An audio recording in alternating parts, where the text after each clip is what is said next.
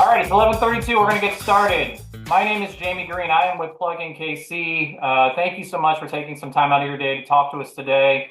We're very excited. Plug-in KC is a new initiative from Climate Action KC, a 501c3 nonprofit here in Kansas City, and we're all about scaling up electric vehicles and electric vehicle infrastructure. And this entire month of April, we have been calling it Affordability April, talking about the numerous ways that electric vehicles, whether they're new or used, are very affordable for a myriad of reasons. But today, we are very delighted to have two individuals that are going to talk all about used EVs, which is becoming something in the marketplace that there's more and more of, and the tax credit that you can potentially tap into. So with that, I'm going to go ahead and turn it over for self-introductions. Stacy, let's start with you. Great. Thank you, Jamie. Good afternoon for me. I'm in the DC area, but my name is Stacy Noblet. I'm a vice president with ICF. ICF is a global consulting firm involved in a lot of different work, but for relevant for today's conversation, we're in both the energy and transportation space. So I work with clients of all shapes and sizes to help design, implement, and improve, I guess, evolve programs focus on transportation electrification and look forward to chatting with you all about used EVs today. Great, thank you. Ingrid. Yeah, thanks, Jamie. Ingrid Malmgrem here. I'm a senior policy director with Plug-in America. We're a national nonprofit that's been advocating to accelerate EV adoption through education, advocacy, and research for over 16 years now. Great. So you're like OG with EVs. I've been working in this space a while, and I got my first EV in 2016, and they've come a long way since then. Absolutely. So real quick, folks, we do have a Q&A section that you can actually type in your questions. You should be able to see that at the bottom of the screen. So as things pop into your head, go ahead and write those down. I will monitor those. And then at the end of the formal presentation, we will answer as many of those as time allows. So I'm going to let Ingrid share her screen, and we're just going to go ahead and get started. And Ingrid's going to kind of kick it off, and Stacy's going to be a part of all this too, and then I will just be moderating. So Ingrid, take it away. Okay, thanks, Jamie. Bear with. Let me see if I got this right. Looks like I got it right. Yeah, so I have a couple quick slides just to give some background, and then we'll open up the conversation. We'll get back to Jamie and Stacy. So, hold on. Okay. So like I said, Plug-in America, a national nonprofit, accelerating EV adoption for over 16 years through education, advocacy, and research. So our partners at Recurrent Auto track the super cool org. I invite you to check it out. They track the used EV market and do a lot of work with used EV battery health. So I encourage you to check them out. But basically, they just came out with a report to show that the used EV market has reached new highs in volumes of sales. Over 100,000 leased EVs are planning to be returned to the U.S. auto market as used EVs in 2025. Federal tax credits have really boosted EV leases, which is a great way to get into an electric vehicle. As the technology changes, you have it for 3 years and you're ready to move on to the next one. But that also feeds into a great supply chain of used EVs. And so there will be, over the next 3 years, over 1 million EVs that are coming off of leases. So they say about a third of these should be eligible for the used EV tax credit. So globally, EVs are taking off. Norway has almost completed the transition to all electric transportation. Sweden's way up there. China is at almost 50%. These are China in particular is a huge market. And so the US is approaching 10%. So it's definitely, EV sales have definitely risen in general all over the world, and they're here to stay. So quick lowdown on incentives. incentives come at different levels. So we have like the federal tax credits, which I'll speak a little more about for used EVs. Some states have incentives, some counties and municipalities have incentives. So they're at different levels of government. And there are about 3,000 utilities in the country. And a lot of utilities offer incentives for either EVs or charging infrastructure. The coolest thing about all these incentives, and this is just illustrative, is that these incentives can all add up. They're often available to be stacked. So if there's a utility incentive in Kansas City that gets you a free charger, you can use that in addition to the federal tax credit. So there are a number of different federal tax credits right now for electric vehicles. There's new, used, commercial, which is also the one that's used for leases right now. And there's EV charging tax credits. So that's essentially tax credits on EV charging equipment. So we're going to talk about used really briefly. The tax credit amount for used EVs is $4,000 or 30% of the price of the vehicle. So whichever is less. There are some criteria the vehicles need to meet. They cannot exceed a price of $25,000. They have to be at least 2 years old. They're only eligible for the used EV tax credit once, and they must meet income limits for the buyer. The buyer must meet specific income limits shown on the slide here. And then the tax credit is also available at the time of purchase. Starting in 2024, the IRS made it so that the tax credit could be available at the dealership, or if you order online, you can get it when you get your vehicle, which means a couple really awesome things. One, it can mean that you spend less on financing because most people don't buy cars with cash. Most people finance cars. And the other thing it means is that you don't need to have tax liability for that $4,000. You can just get it as an upfront discount. In 2025, there is guidance that came out that really clarifies that a vehicle that was leased using the commercial EV tax credit is still eligible for the used EV tax credit. So all of those vehicles that we talked about a couple of slides ago that are coming off the lease market are going to be, any that meet these other criteria will be eligible for the used EV tax credit. So before you go to the dealer, just some quick tips. Make sure you meet the income limits. You are not eligible for this tax credit unless you meet the income limits. Go to fueleconomy.gov and find out which vehicles are eligible. Most used EVs are eligible, but you definitely want to make sure. Make sure that you're going to a dealership that's registered with the IRS. If the dealership is not registered with the IRS, you cannot get the tax credit at that dealership. Even not just the upfront tax credit, but even the traditional one, you need to make sure the dealership is registered with the IRS.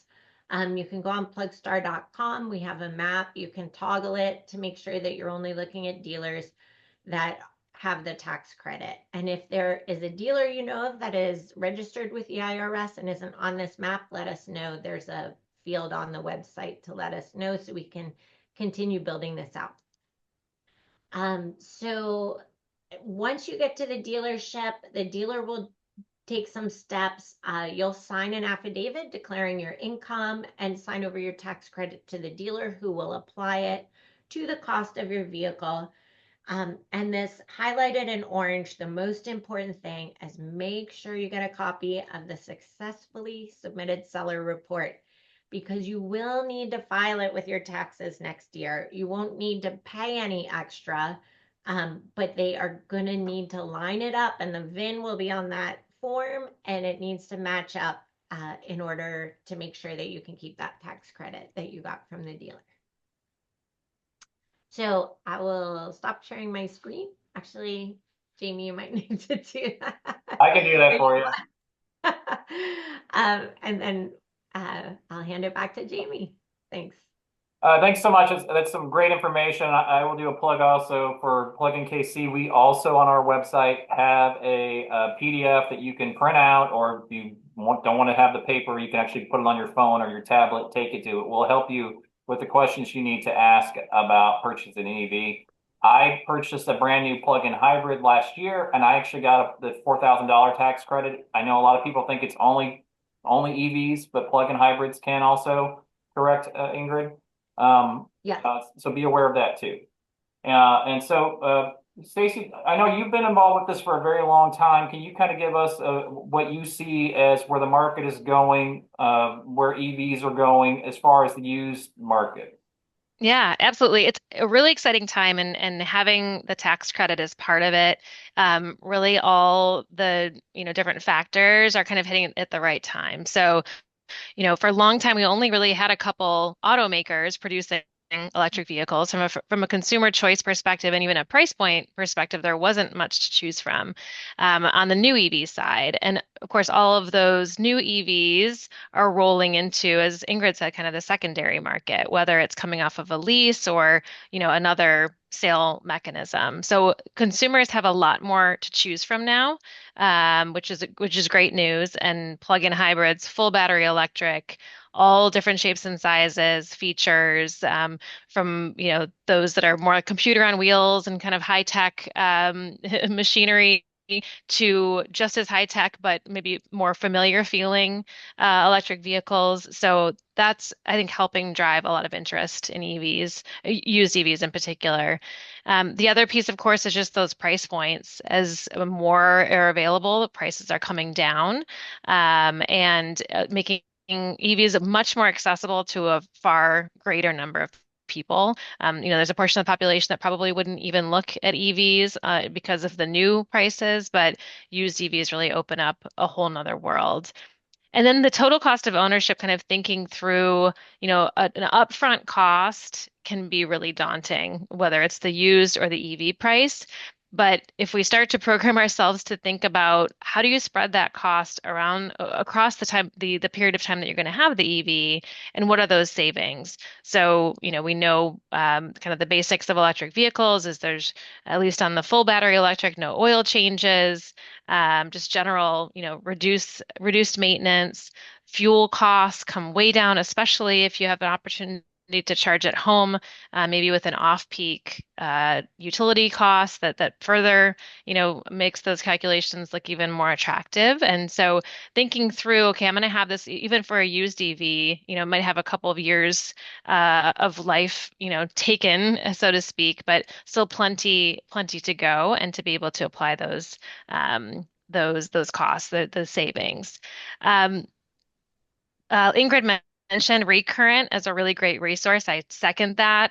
They're a great organization with a lot of really good information about the market, but also the battery health, because at this point, there's a lot of misinformation and just misconceptions that are keeping people from purchasing used EVs in particular, thinking even 3 years into a life of a vehicle, the battery's shot, I'm going to have to buy a new battery in 5 years.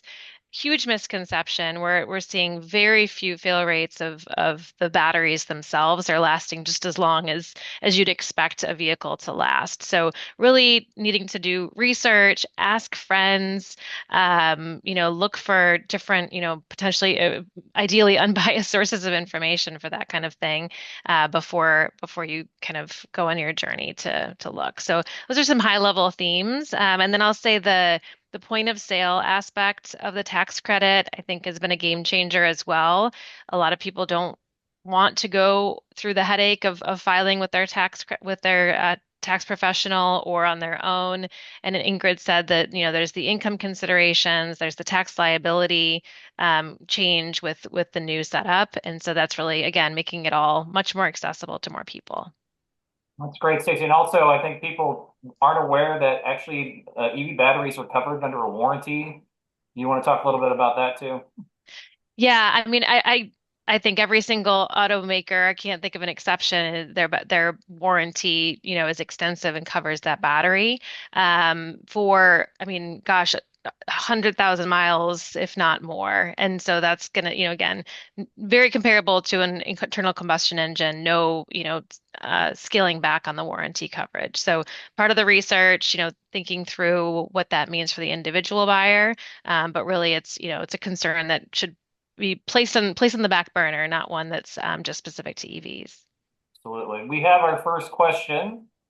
This is from Bill. Bill wants to know that he says he's having trouble getting his new EV-friendly credit union to warm up to used EVs. The objection is said to be something about used EVs owner's battery, which what we were just talking about, going bad and refusing to make payments. This may be a problem because of the wide variety of battery types in used vehicles. Is there any on-ramp for credit unions to get comfortable? For instance, could they only finance cars with certified batteries or certain brands of batteries? Does anybody want to tackle that one?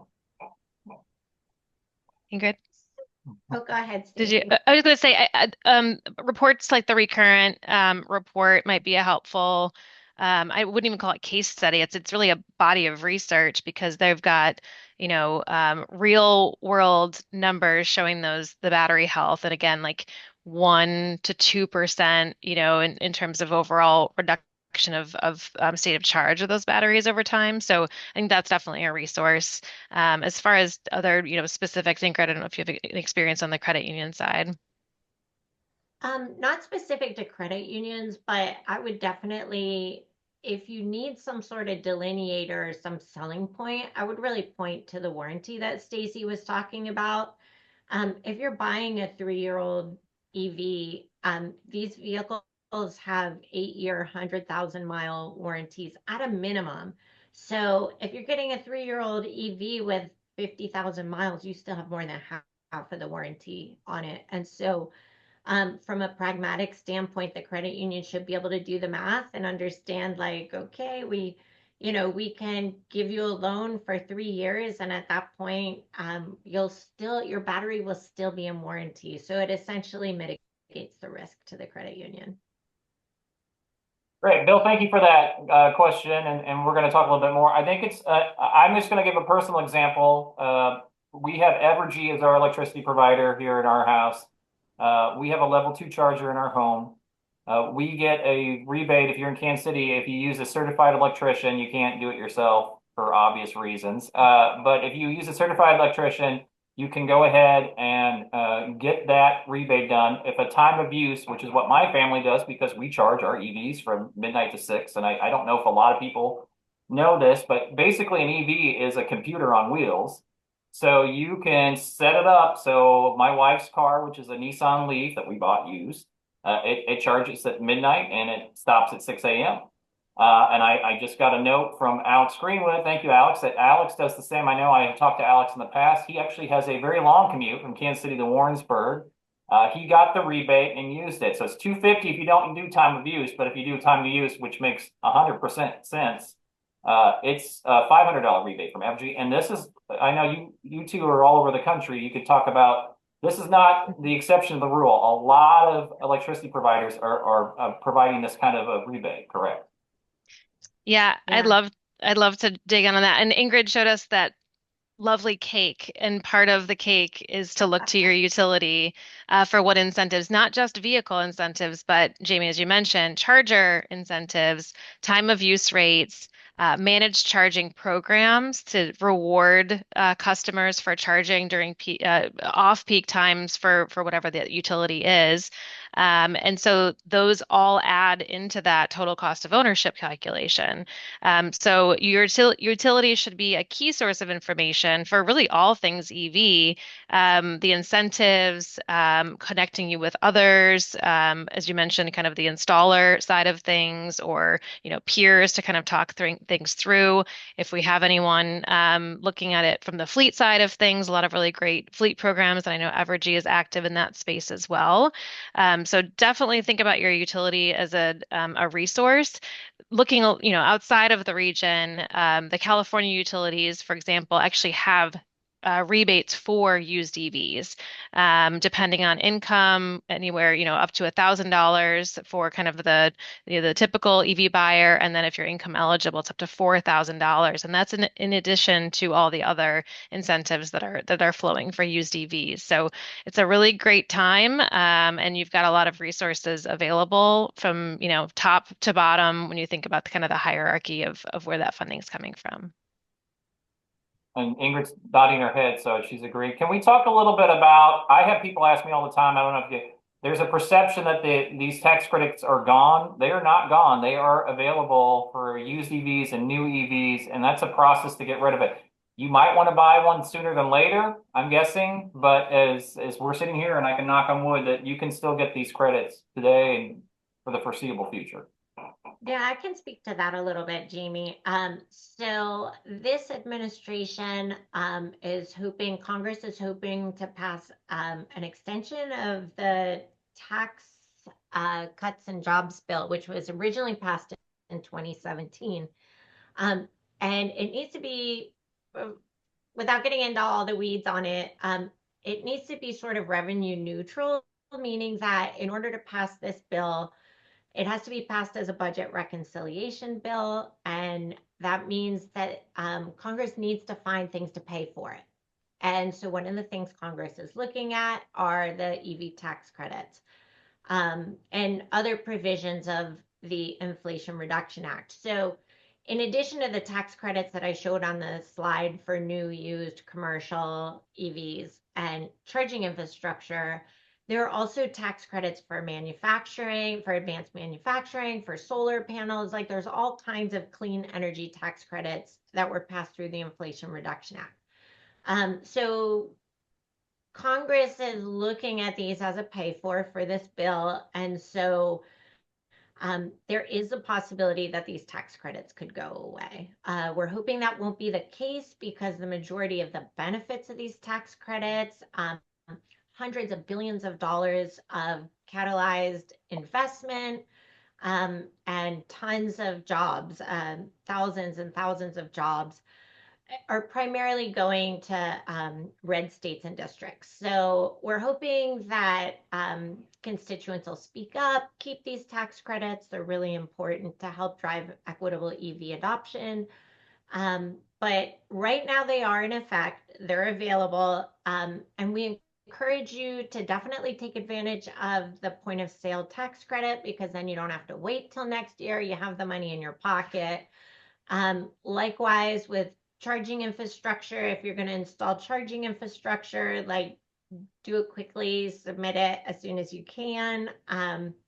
So yeah, so we encourage, and leasing, if you are interested in leasing a new EV, that is a contractual agreement between you and the dealer. And well, actually with a finance agency that is usually part of the auto manufacturer. So if you have a great lease rate, that's not something that's going to go away. So can we talk a little bit about that? Because I think there's a big misconception that you can't get the tax credit through a lease, but I know a lot of people who have taken advantage of that for good reasons. Can either one of you want to delve into that? Yeah, so it really has to do with the manufacturer. So the way it works is the commercial clean vehicle tax credit is for business purposes only. But if the manufacturer's captive finance company, that's usually the company that buys the vehicle and leases it to the person who's driving it, they buy it as an investment essentially. So that meets the criteria of for business purposes. So what happens is the leasing company buys the vehicle, they get the $7,500 tax credit, and then it's up to them whether they pass it along to you. So not all manufacturers pass it along. It sort of depends on the market and where the manufacturer is at. But a lot of manufacturers are passing that along, so it can really be great as a down payment for your lease or to lower your monthly lease payments. So be sure, if you're interested in that, definitely ask at the dealership, check online before you even go to make sure that the manufacturer is passing it along. It's not always listed on the website, the manufacturer's website, as a tax credit. It'll sometimes say like EV lease bonus bucks, or they have some sort of funny names for it, but it's usually $7,500, and that's how you can identify that it's being passed along. Yeah, and I'll just chime in with I've seen some really crazy numbers in terms of monthly payments incredibly low. And so, we're talking about new vehicles here on this leased side, but very much in the affordability April theme, and that you can really have 3 years typically to try out a vehicle if you're not ready to make the full plunge into EV ownership. It's a great opportunity to have that lower monthly payment. And then, these technologies are evolving incredibly fast. And so it does give you a sense for, once you've test driven and kind of decide on something to lease or a pre-owned vehicle to buy. There's a lot of different, features and considerations out there. So both are great opportunities right now. Absolutely. And just to back up a step, I'm in Kansas on the Kansas side of the Kansas City metro area. One of our senators, Senator Jerry Moran, has come out in support of keeping that tax credit. And to Ingrid, to your point, we just are opening up a Panasonic plant here on the Kansas side. It's going to be 4,000 jobs just building batteries. And Yeah, this is not just here in Kansas. It's around the country. A lot of places that you wouldn't absolutely. think might be for the tax credit are actually for the tax credit, just for the jobs. Yeah, I mean, it's sort of from a policy standpoint, it's sort of genius because it is creating so many jobs, really building that sort of American supply chain for everything from minerals to battery manufacturing to EV assembly. It's really the tax credits are really super powerful, and there's a lot of other policies that were put in place around that same time to really put together this complementary suite of policies to really drive EV adoption, to build a domestic supply chain, to secure our energy supply here in the US. So there's a lot of really cool things happening as a result of that. Yep, and I just had Bill again wanted me to mention that over on the Kansas City, Kansas side at the Fairfax plant, they're retooling that entire plant to make the new version of the Chevy Bolt. So those are more jobs Right. here in our region. So can we talk a little? I also want to. I think it's important to do homework, right? Because when I went to go get, I bought a Ford Escape plug-in hybrid, and since this is my world, I knew much more about it than the salesperson, and I think that happens quite a bit. So both of you, I know Plugstar has a bunch of stuff, Ingrid, but what would you tell people? What should they bring? What kind of homework should they do ahead of time and be prepared to be able to make the purchase, as easy as it can possibly be with a car dealership? So yeah, shameless plug, no pun intended, for plugstar.com. Plug in America has an online EV shopping tool. You can enter in a bunch of features that you're looking for or lifestyle, like how far you drive each day, um, whether you have home charging, things like that. And it will help you find like a vehicle that will fit your lifestyle. Now, that's specific to new vehicles, but you can also look online for used vehicles. A lot of dealerships have used vehicles. And as you go to the dealership, I would encourage you to have a good sense of what things cost, make sure you have the prices.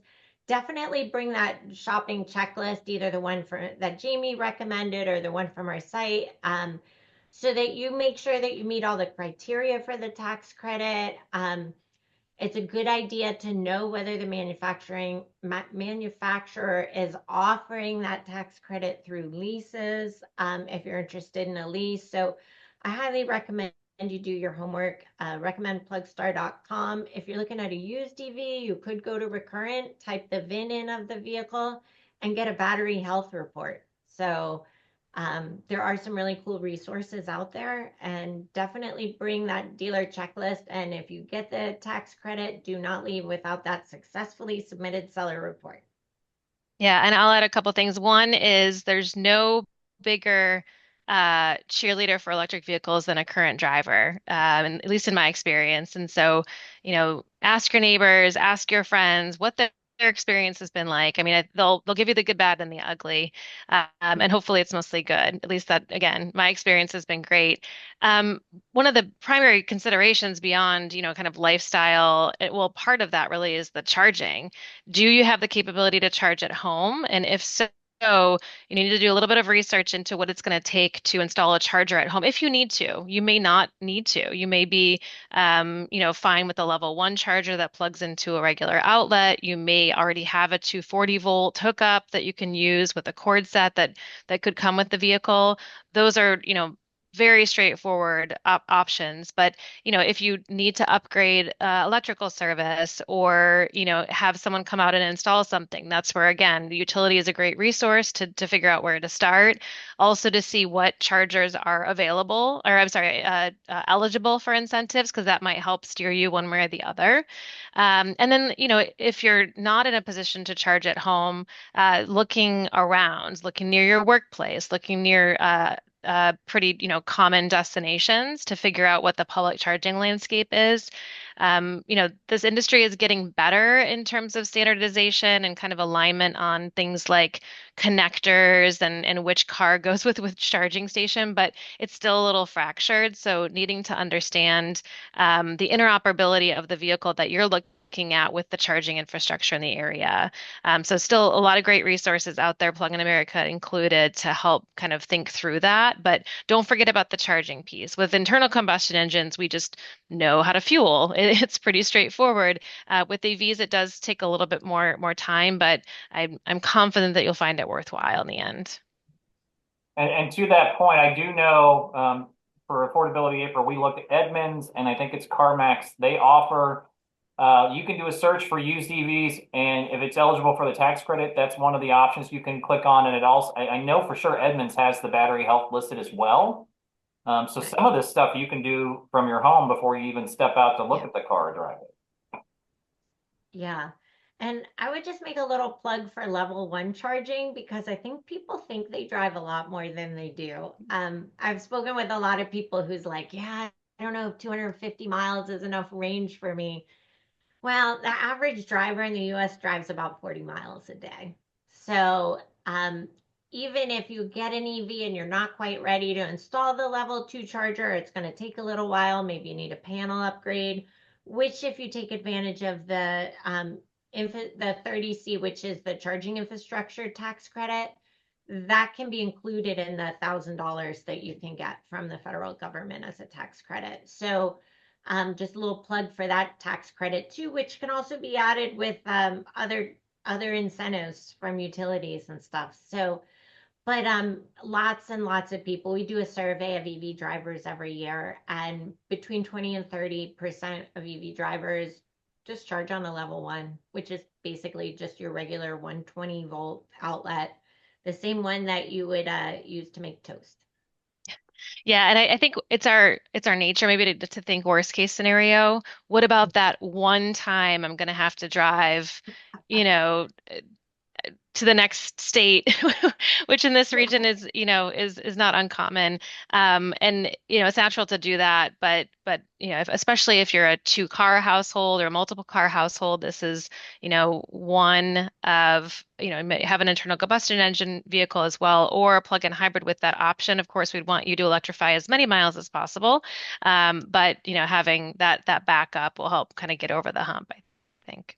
And I'd like to use myself as an example. So the Leaf is our all-electric car. That's the car in town. The stuff. I treat my plug-in hybrid like I treat my cell phone because the battery is so much smaller. If it's sitting still, I plug it in. But you can set your settings on those cars. Mine is EV first. And the only time I ever use gasoline is when I leave town. My mother still lives up in Nebraska. That's a little bit of a hike. So that way, if I need gasoline for that, or when I went to Austin, Texas this year, I can do it. But for the most part, it's on electricity. And we had somebody agree about level one. They've had that for years for their plug-in hybrid, and it's zero cost. I mean, you literally just plug it in like you do anything else. And that's what I do. I only use a level one charger for my plug-in hybrid. The 240, which to kind of demystify for people to know, that's what you see on your electric dryer. That's all that is. That's for my wife's Leaf, and that's what she uses to charge. So. Yeah, and maybe I'll just add, maybe speaking on behalf of our friends at Evergy, even if you're charging with level one and haven't reached out to the utility for any support on infrastructure, they would love to know that you have an EV because in the future you might decide to go full battery electric, and there's programs that the utility is offering that can help reduce that cost on the infrastructure side or the rates or the managed charging that we mentioned. So it's a good idea just to give, your utilities a notification that you're charging because you might be able to participate in more cost saving programs in the future. Yeah, and just one final call for questions, and then we will wrap up. I know nobody said if we get off a little early, especially on a Friday afternoon. Ingrid and Stacy, both thank you so much for your time. But this has been great. There is something. Let's talk a little bit of which is not germane exactly to used EVs, but for example, the used EV that I have in my house is a Nissan Leaf. It's bi-directional. This is something that I know that people are getting really interested in as climate change and more powerful storms and electricity is going out more. This is essentially your backup generator electricity that you don't have to put any overhead except to talk to your energy provider about being able to plug that into your outlets in your home. Could either one of you want to talk a little bit about that? Yeah, I can jump in. Yeah, so bidirectional is a good kind of overarching term, or V to X, with the X being, insert letter here. So we've got V to H, vehicle to home, and then there's vehicle to grid, V to G. What's going to be most relevant for passenger vehicles is going to be that vehicle to home, the opportunity to, as Jamie said, kind of use your vehicle as backup for your home energy. Technologically speaking, we're still moving toward that. Not every vehicle on the road has that capability, nor do the charging stations for that matter. Although most of the OEMs producing EVs, new EVs right now are making that capability in, so that it will definitely be more prominent. It's not always a sure thing. Like Jamie said, you talk with your utility in terms of what the optionality is there. You might need to install, if you've got battery storage at your home, that kind of completes the system. With the Ford F-150, for example, that's probably the most, I guess, recognized brand that's been touting this capability. It does require installation of additional technology to enable that, but the idea that we can use the vehicle batteries that are sitting in our car or sitting in our garage or outside our home for resilience, for backup is huge, especially in the middle of the country and other regions that are more susceptible to power outages. So lots of excitement around that space. Definitely something that we're watching. Even more application in like the school bus side of things, the fleet use cases, but getting there on the passenger vehicle side as well. Yeah, absolutely. Well, this has been a great conversation. I thank you both for your time. Real quick before we go, let people know how they can follow you and the institutions that you work for before we sign off. Yeah, again, ICF is my company, and Stacy Noblet, I'm on LinkedIn. I also contribute to Forbes. Recently published an article about used DVs, and actually just today published something on the involving role of the utility. So would love to hear from you all for other topics of interest, but happy to be part of the conversation today. Yeah, and definitely check out pluginamerica.org, and you can find me on LinkedIn as well. And I would just put in a final plug. We have an EV support program. So if you are thinking about getting a new or used or leased EV, and you have some questions and you're not finding the answers that you want, we have a toll-free number. We have an email. You're welcome to reach out to us. And we'll get back to you if we aren't available at the moment you call. And we can answer all your EV questions. Hey, thank you both so much. My plug is, of course, for pluginkc.org. Affordability April is wrapping up, but we're rolling right into myth busting May, and I think we can all agree there's a lot of myths that need to be busted. It probably will take more than May to do it, so we're going to do that. That's right. And have some really cool, fun events, including one quite possibly at our drive-in movie theater later this summer. So stay tuned for that. Once again, thanks everybody for joining us. Thanks to our speakers for being a part of this, and everybody have a great weekend.